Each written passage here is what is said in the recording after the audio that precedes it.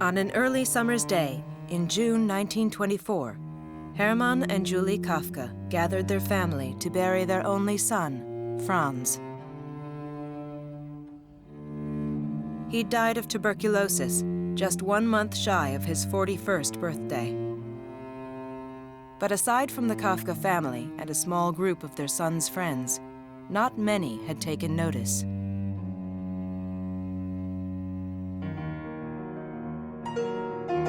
Franz Kafka had made his living as an attorney in an insurance company, where he'd eked out an obscure and unexceptional life. But when the lawyer put pen to paper, the writer conjured a disturbing world where the absurd was commonplace and reality a nightmare. Kafka was a visionary chronicler of modern horror, the totalitarian state, the death camps, the kind of inhumanity that man creates. Kafka shows the cost of that modern devotion to technology, to order, to efficiency, the human cost. For Kafka, writing was really an attempt to understand what it meant to be human. And the stakes for him were incredibly high. The tremendous world I have in my head. But how can I release it and release myself without tearing myself apart? And it is 1,000 times better to tear myself apart than to keep it in check or bury it in me. That is what I am here for. Of that I am quite clear. Since his death, Franz Kafka's work has become enormously influential. It remains unrivaled for its intensity, modernity, and prescience. I remember the first time I read Kafka, I said, this is some of the most bizarre, absurd, insane stuff I've ever read, but it was brilliant.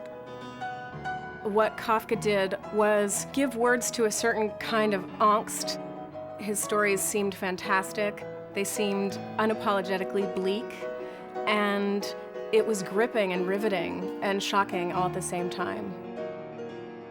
There's a truth-telling quality to Kafka, a certain dark truth.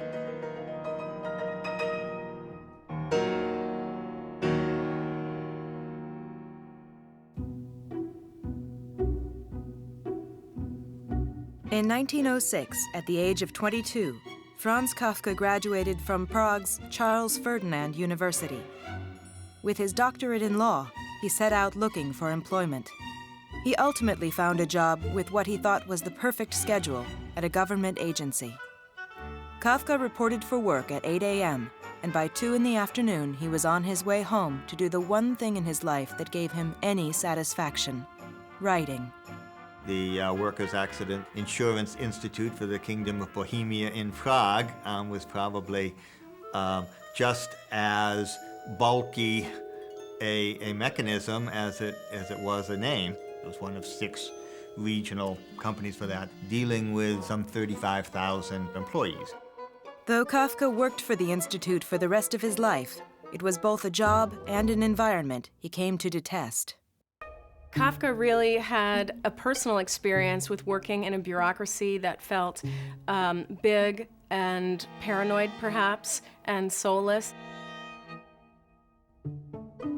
He definitely had the feeling that he was under the thumb of a larger system that didn't recognize him as the creative individual that he was. Every morning, I used to be overcome with such despair that a stronger, more consistent character than mine might have committed suicide quite cheerfully. Instead, Kafka committed himself to writing every day. All I want to do is to write furiously all the night through. And if this should end in death or madness, as I have long felt it must, then that too is what I want.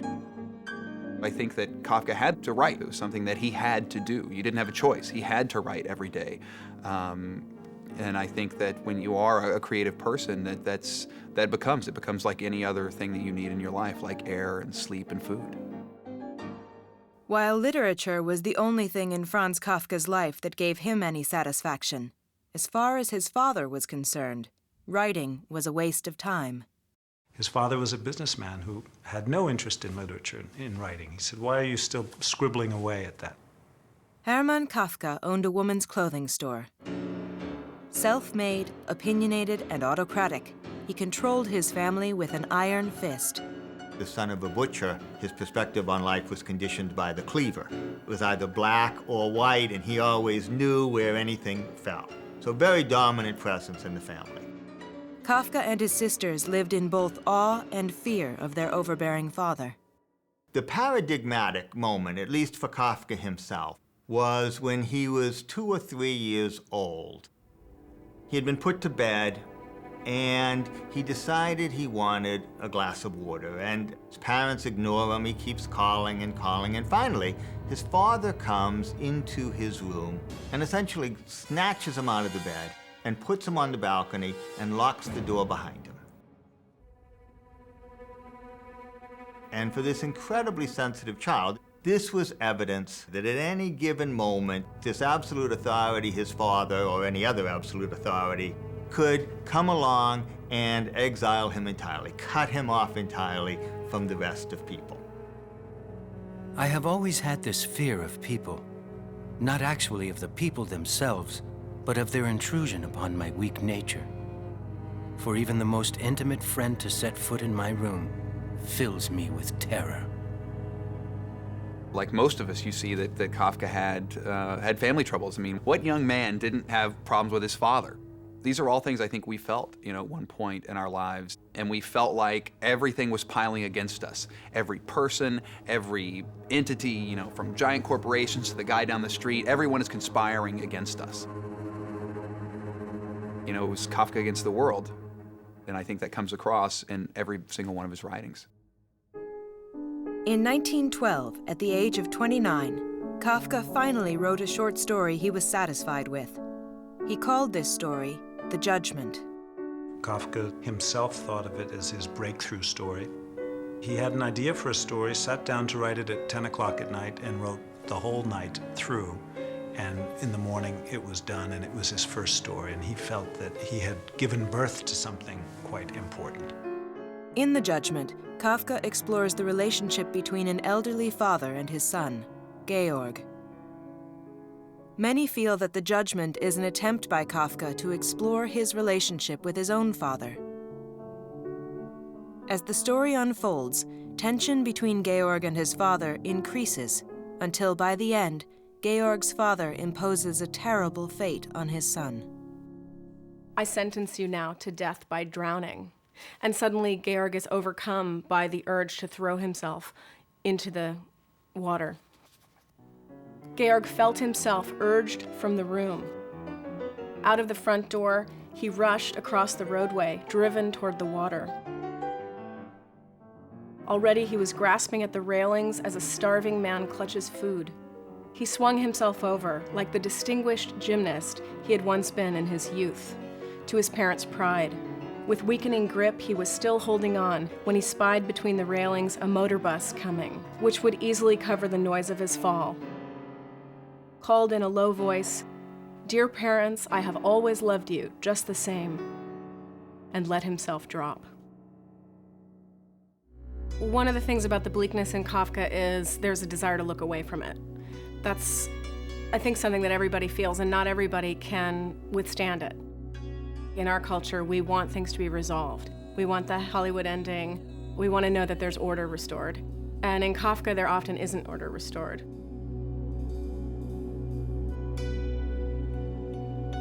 Kafka's writing reflected the lack of order he felt in his own life. As a German-speaking Jew growing up in Czech-speaking Prague, Kafka was always an outsider. And he grew more alienated over the years. He was always able to find evidence that he did not belong to any particular group. Finding proof constantly that he couldn't do the normal things that people could do.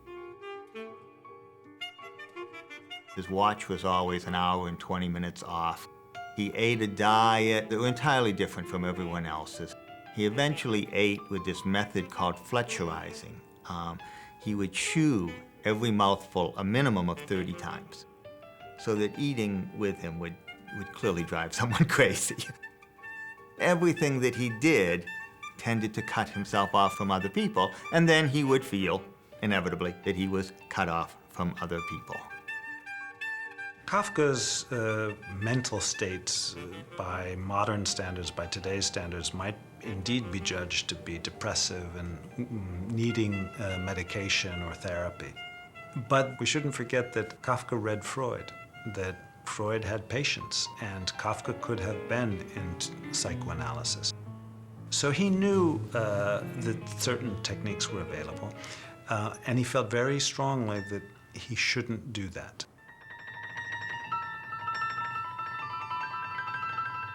You gotta keep those demons, you know? You actually have to harbor them within you and try to find a way to work with them. I think people are more conscious of the role of those demons in their art than they used to be, and the need to not stamp them out or smooth or pave over them. Writing became Kafka's therapy, and clarity and brevity became the hallmarks of Kafka's style. At all times, Kafka strove to make his language as simple as possible. Words involve a decision between life and death. They leave finger marks behind on the brain, which in the twinkling of an eye become the footprints of history. One ought to watch one's every word. Kafka's text, Kafka's style, it's like Bauhaus architecture. It's stripped down modernism. It's reduced to its essentials. And as a result, it has a formal purity that is quite remarkable and holds up over time.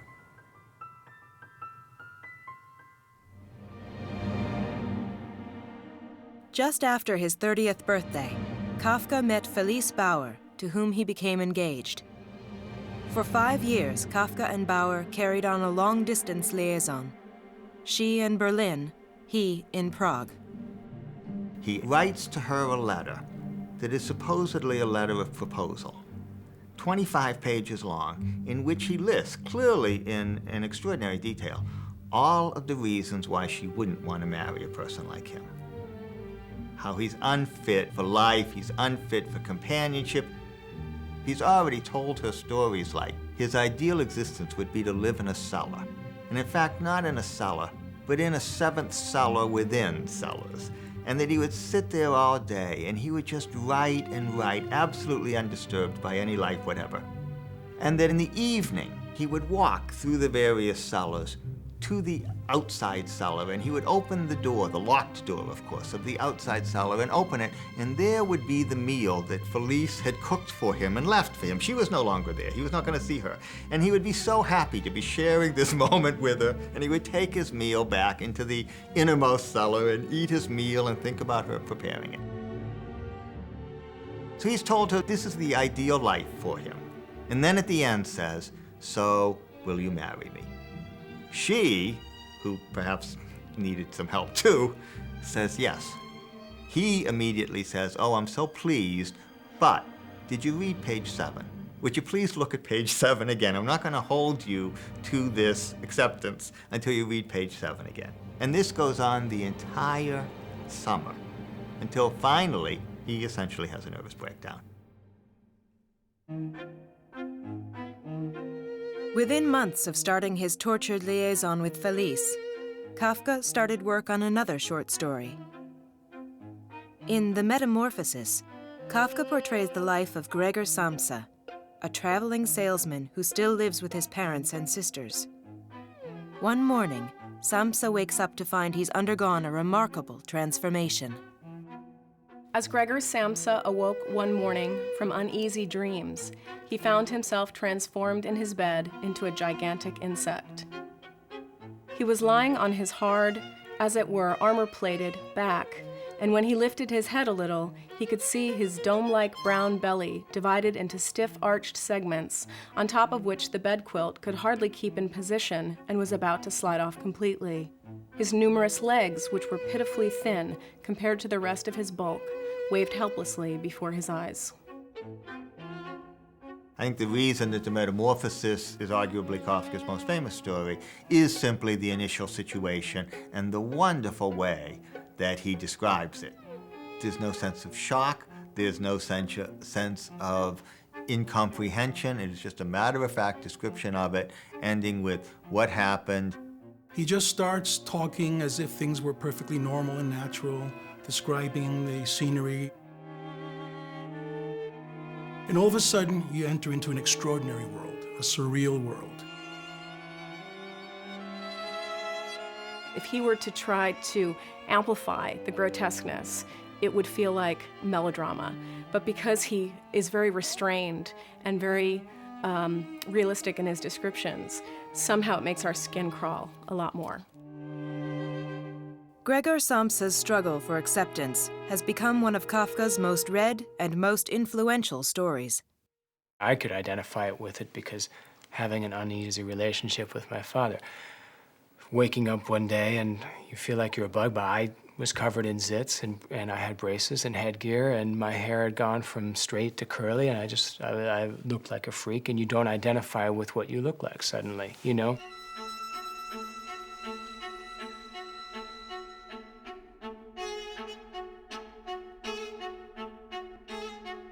I think that that's maybe why it's read a lot by adolescents, because that story, at least, I think we're identifying with it on that level. As bizarre as many have found the Metamorphosis, the story also embodies Kafka's strong sense of the absurd and his wit. Here's a passage from Kafka that I find very funny. So Gregor is a bug. He's quite upset, obviously, and he's still wondering how he's going to get to work. The next train went at 7 o'clock. To catch that, he would need to hurry like mad, and his samples weren't even packed up. And he himself wasn't feeling particularly fresh and active. Humor was for him a weapon to keep the dogs of melancholy and of the pessimism that surrounded him all his life at bay. It's almost as if he took pleasure in describing disasters and catastrophes. How could I make it even worse for this poor hero? But on the other hand, there's something of a triumph, strangely enough, in this nightmare fantasy. People often think of the Metamorphosis as a terrible thing to happen, but in a way, he becomes more human as a result of his transformation. There's a wonderful moment where Gregor's sister is playing the violin, and he is so moved by this music that he starts creeping out of his room. And you realize how much music means to him. And there's a sentence at that point in the narrative which says, "Was he an animal if music could move him so much?" And I think that encapsulates the real mystery and beauty of that story, because Gregor Samsa, in this horrible figure of the bug, is much more a human being, much more involved with music, with beauty, with feelings, than anybody else in the story.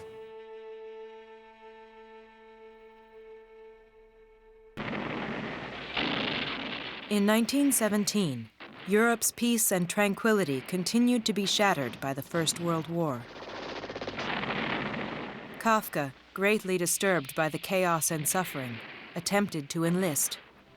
He was not fit for military service. The husbands of his sisters were all in the war. He was at home writing his novel. And he felt somehow humiliated, unvirile, unsoldierly. There's an image in the Metamorphosis of Gregor Samsa before his transformation, standing as a soldier in his soldier's uniform with a happy smile on his face. That's something that Kafka never was, and that he felt he lacked. At the age of 34, Kafka began a battle of his own. He became seriously ill with tuberculosis.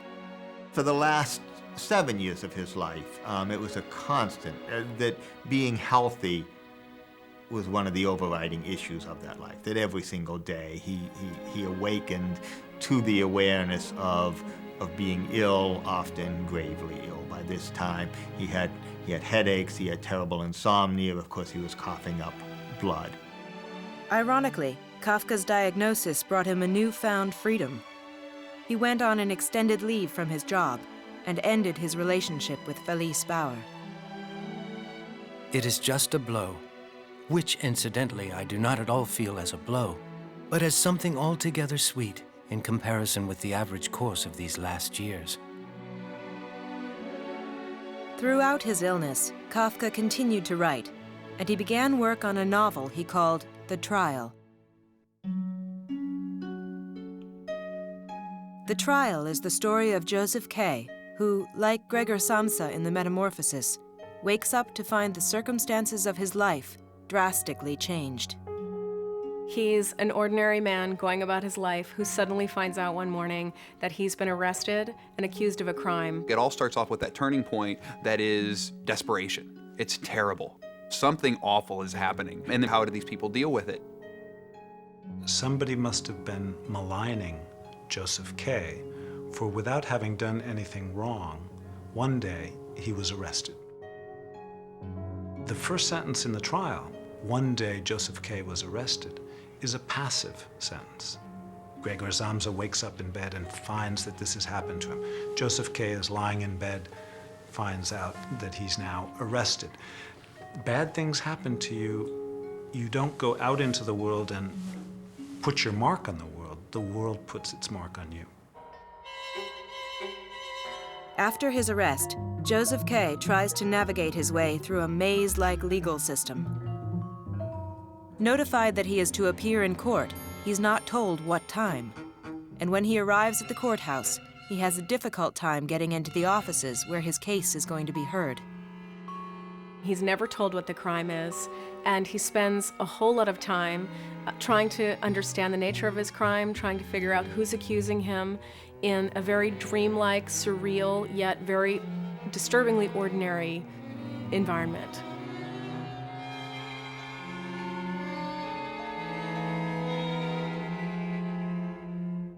Kafka's inspiration for the trial? His years working as an attorney for the Workers' Accident Insurance Institute. Kafka had a very precise understanding of how powerless people were in the grip of the working production machine. He also showed how often, rather than justice, injustice was being served. His protagonists are always caught in the grip of a force that is inscrutable, invisible, but tremendously powerful. At the end of the story, Joseph K., like many of Kafka's heroes, dies. He is executed, the reason for his arrest never made apparent, and his guilt never clearly established.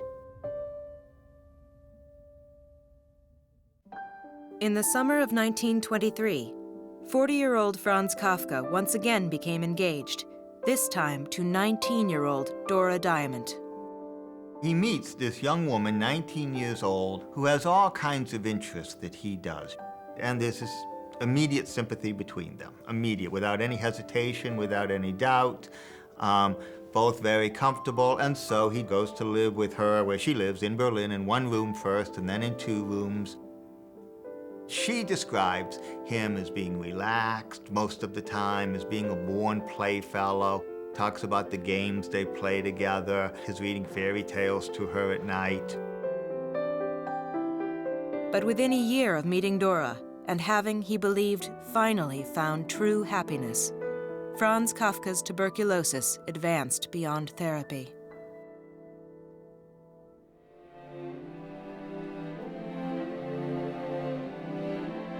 For several weeks, Kafka lay dying in a sanatorium, towards the end, too sick to either talk or eat. Kafka dedicated his life to writing, and then at the end of that life realized that the simple things that everybody else does, like getting married or having a family, would have been the right way to proceed, a more useful thing to do. But at a deep level, he knew that he couldn't do that. And as a result, he dedicated himself to writing as a kind of priestly vocation. It's something that you see at the end of the 19th century, the beginning of the 20th century, the cult of the absolute dedication to writer, one as a priest of writing. Franz Kafka died on June 3, 1924. Dora, his fiancée, stayed by his side until the end. Upon his death, Kafka made only one principal request. He asked his friend, Max Brod, to destroy all his manuscripts and unpublished stories. Here's a man who's devoted his whole life to writing, who spends every single day agonizing over the question, how can I write, when can I write, how can I write well? Sacrifices, in a sense, everything in his life for that writing. And yet, at the end of his life, asks that all of that writing be destroyed.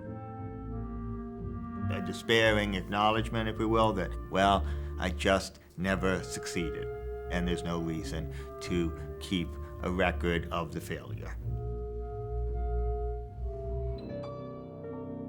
But in the years following Kafka's death, his friend Brod began publishing Kafka's works, and Franz Kafka's reputation spread throughout Europe.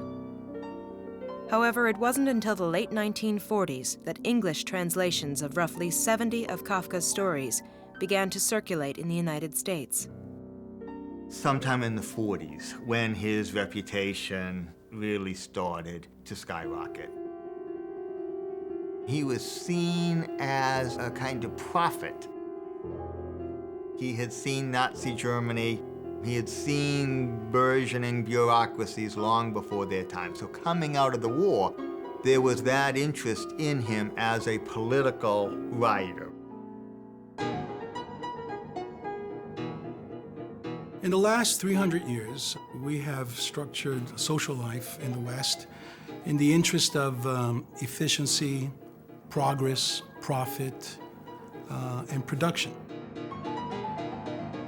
And so we have divided labor, we've mechanized labor, we created factories, the assembly line. We have created large cities with soaring skyscrapers, and we have highways that connect the cities to each other. Now, everyone understands the great benefits of the modern world as so structured, but there's a downside to this, which ordinary people sort of overlook but nevertheless feel. And that is that the world has become impersonal, and that there is a degrading element in social life as we have it.